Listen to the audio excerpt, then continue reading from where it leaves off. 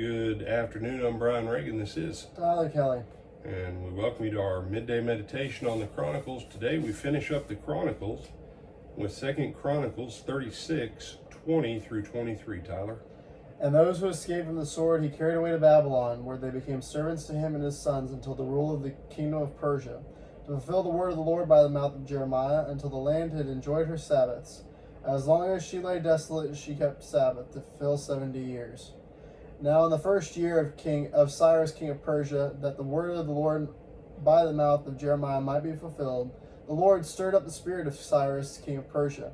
So they made a proclamation throughout all his kingdom, and also put it in writing, saying, Thus says Cyrus king of Persia, all the kingdoms of the earth the Lord God of heaven has given me. And he has commanded me to build him a house at Jerusalem, which is in Judah. Who is among you of all his people? May the Lord his God be with him, and let him go up. All right. This prophecy of Jeremiah is quoted by Daniel. When Daniel goes to the Lord in prayer, Daniel says, the time has been fulfilled that was spoken by your prophet Jeremiah. 70 years. Because they did not observe the Sabbath of the land. And Chronicles closes with this kind of warning and with a promise of hope, if you will, to encourage the people, when you come back to the land, don't neglect the word of the Lord like they did. Instead, be obedient to the word of the Lord and be blessed. And sadly, they will play hit or miss on it. They'll never go back to idolatry like their forefathers did, but they'll never come to the level of commitment and holiness in their service to God like they should either. And they'll play games, and they'll cut allegiances and all kinds of stuff. But it's important to understand that the Lord recorded this so that they would have a record of what God was looking for. God is not a God that leaves us in doubt about what he wants from us.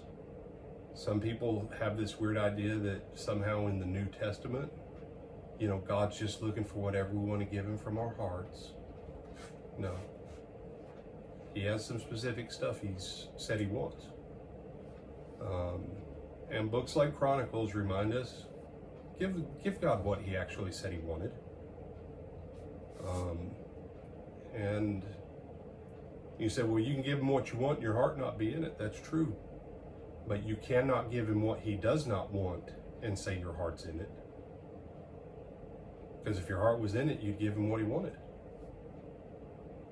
And so, as you think back over Chronicles, the Lord's looking for people, and he says it. He says, I'm looking for people who will do my word so that I can show myself strong on their behalf. I'm looking for people I can bless. Resolve to be the kind of people that God can bless and bless abundantly, so that people will look at you and people will look at me and they'll say, I want what he has, because I see a difference in his life, because apparently this God he serves is a living God who actually does stuff and takes care of his people. So, some other thoughts or comments? No, sir. All right, with that, I'm Brian Reagan. This is Tyler Kelly. And we bid you good afternoon. And This evening, 7 o'clock, Thank Lake you. Butler Church of Christ will have our Bible class on Psalms, hosted by Brother Greg Edwards. hosted by Brother Greg Edwards. Look forward to seeing you all then.